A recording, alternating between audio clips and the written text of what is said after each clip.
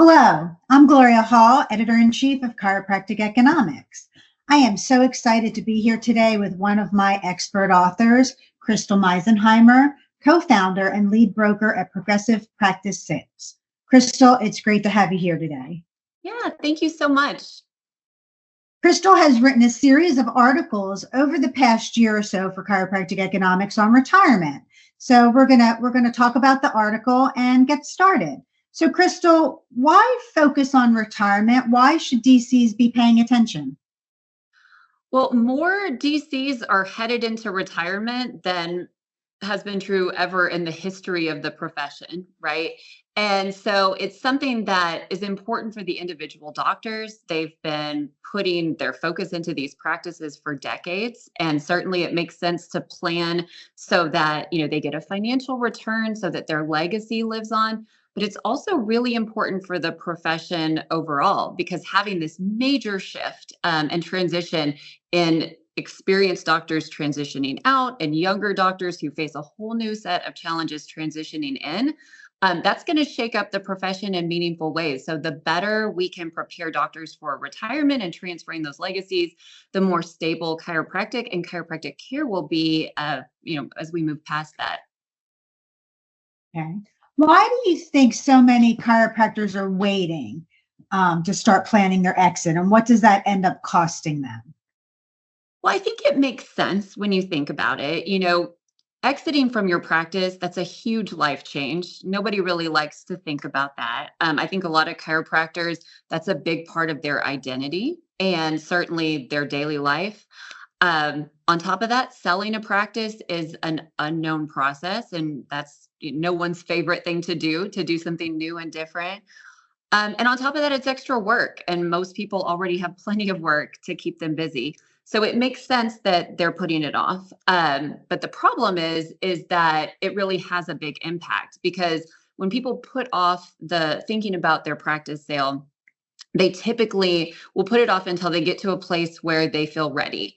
And ready can be mentally ready, okay, I'm ready to exit the practice now. I feel like I can do it. Or it can be physically ready. I don't think my body can keep adjusting at this level. And neither one of those states really allows for the realities of what a practice sale looks like because it's just not a short and simple process. And most doctors don't realize that. Industry wide, a chiropractic practice sale takes an average of 12 to 18 months. And so when you underestimate that process, it can show up in some really significant ways in your own sales. So the first one is a loss in value. So when people don't plan for that exit and they get to that point of being ready to be out of the practice, a lot of times that looks like reducing hours, not seeing as many patients, maybe just not keeping your foot on the gas because you just don't feel like doing it anymore. But your practice value is based on the profit, the transferable profit to a new owner. That's not necessarily what's on the tax return, but it starts there. And so, if that's the basis of the value and that goes down, then you can lose value overnight, basically. And the other cost that they have is the opportunity cost, because the number one reason we see practices not selling is the seller runs out of time. Again, physically, their body just can't keep up with the work, or they have something else they're trying to get to. They don't want to renew their lease again.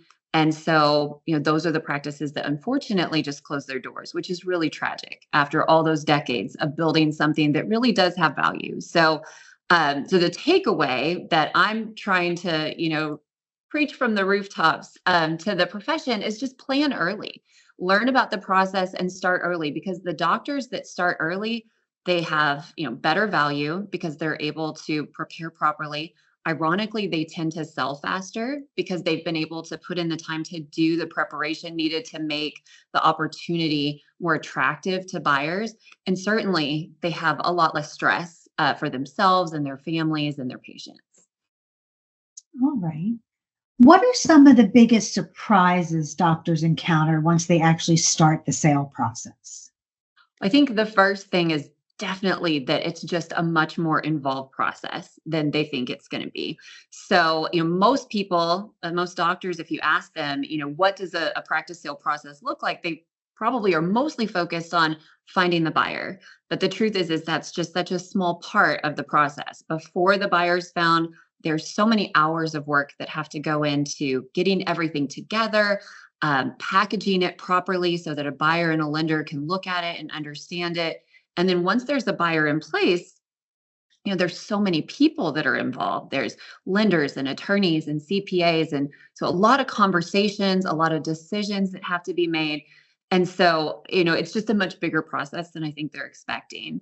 And I think it's also a much more invasive process than they're expecting. I think most doctors think, yes, I'll give someone my tax returns, I'll give them some financial statements, and, we'll sell the practice. But the truth is that the buyer and whoever's helping them, and certainly their lender, they're going to dig deep in this practice, and they're going to be looking at every number and every operational detail, every trend. And what they're looking for is this a safe investment for this buyer to be making? The problem is that if a seller doesn't realize that's what is happening, then they can, give this information casually. They can answer questions hastily, not thinking about how all that's going to land. And that could really, really blow up the sale in really powerful ways. Can you share an example or two of how a small decision made years before selling either helped or hurt a doctor's outcome? Yeah, probably more than you want to hear, but some of the more common ones, definitely going part-time. That's something that a lot of doctors do as they're, want to still do patient care, but don't want to work as much. And that just has such tragic impact on the practice value. As the numbers go down, the value goes down. But another big one that people don't think about is starting to move on to what's next, before they sell the practice. So this can look like, someone who wants to open a different practice. Maybe they want to relocate to another state, or maybe they just want to do something different after they sell the practice. And, they want to be strategic and smart. So they go ahead and start the next thing so that they don't have a period without income. But what happens is it takes them away from the practice that they're trying to sell. So again, we have numbers going down, we have value going down.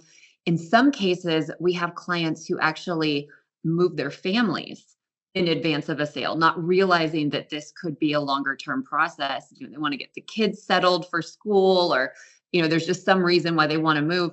And now we have a family that's separated and a sale process that's much longer than anyone was anticipating. And that certainly creates a lot of stress, for everybody.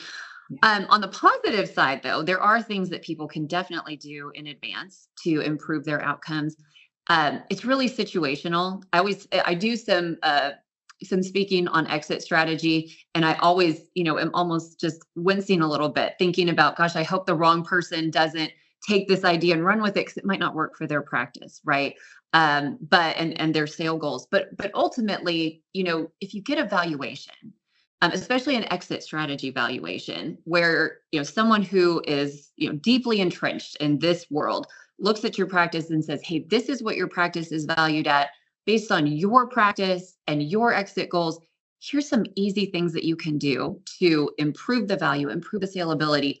We've had clients implement those suggestions, and they can add tens to literally hundreds of thousands of dollars to their practice value in the few years leading up to a sale. And, these are not huge changes. But again, they're really situational depending on the practice. Okay.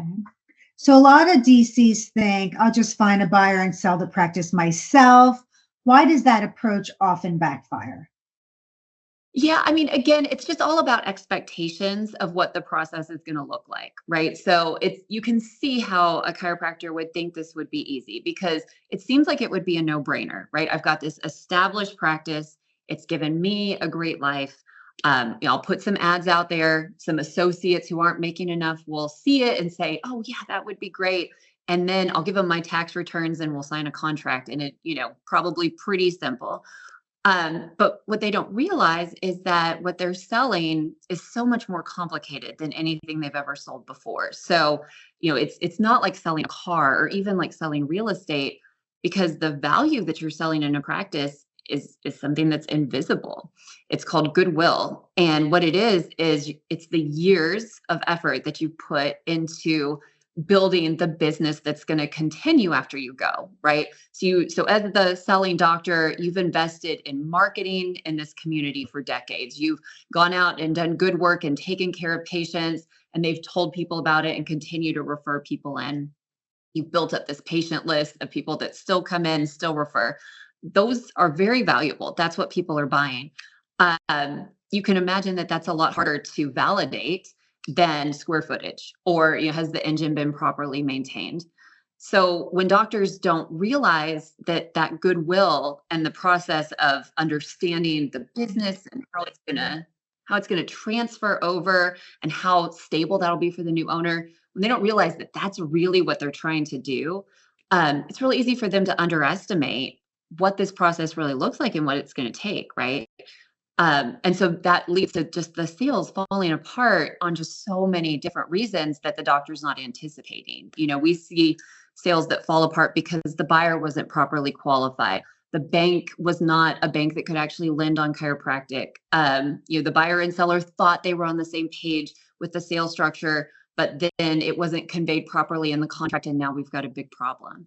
And again, even just something as simple as sharing a tax return or a profit and loss statement or answering a question that doesn't quite make sense with everything else that's been given, those kill sales all the time. A lot of doctors will think that they can sell their practice because they've done it before, and maybe they bought this practice or maybe they've sold another one, and so they think, hey, this is I'm comfortable with doing this. But the truth is that in today's world, because there is lending available, which wasn't the case probably when they bought this practice, if they did, um, everything is just much more complicated. So they're not expecting the complexity and the technical nature of a sale that goes through a bank, but buyers are expecting that level of detail and accuracy because that's what they're seeing with the other practices that are being prepared properly for bank lending. So it's just such a bigger process than I think any of the doctors are really expecting. And it's ironic because I think a lot of them want to sell their practice on their own because they want to retain control of it. They want to keep their sale costs down, of course, but they want to retain control and make sure that it works out well. But the irony is that there are people that do this for a living. There's a whole industry of lenders and brokers and attorneys that sell businesses for a living. And if you don't have someone there who is, managing that process on your behalf, protecting your leverage, making sure your voice is heard, then the people who do this all the time, which sometimes even includes the buyers, they're going to take that control away really quickly. All right, final question. What mindset shift do you think doctors need to make to move from being great clinicians to being successful sellers? Yeah, it's such a great question. I think that one of the biggest ones is that, chiropractors tend to be healers by choice. And a lot of times they're business owners, sometimes almost by accident, right? But it's not their primary reason. No one went to chiropractic school because they wanted to get a master's in business, right? So they approach these sales as a healer. And the truth is that even though that buyer someday will love your patients, will love your practice the way you do, until they sign the contract and pay you the money, it's a business transaction. And they're looking at it through the lens of the numbers and the data. And so you've got to make a shift and stop seeing that as an administrative detail and start realizing that is the sale process. Um, Another big one is that you've got to realize that there's a real learning curve to selling a business. Just like, the doctor has spent decades building up their clinical skills to become an expert and be able to take care of those patients at that high level. It's the same thing for the team that's helping you sell your business. You need to have people on your side who have built up that expertise so that they can help you to identify issues before they happen, help make sure that everything that needs to happen is being done at the right time and in the right way. That's a big key to success. And finally, I would say that another big one is that it's hard to sell a practice because you have one foot in the door and one foot out the door. And so that's something I don't know that you can necessarily prepare for it, but it is something that doctors will have to wrap into all the decisions that they make from the time that they decide that they're ready to sell till the time the sale closes, everything that they do, they've got to think about it strategically of how is this going to impact my practice because I still own it, but also how is it going to impact my future sale chances? So lots of big questions. Crystal, thank you. Thank you for the articles. Thank you for everything you do for chiropractic economics and the chiropractic profession. And we look forward to your upcoming series on entrepreneur. So thank you very much. Yeah, Until it's my next time. pleasure.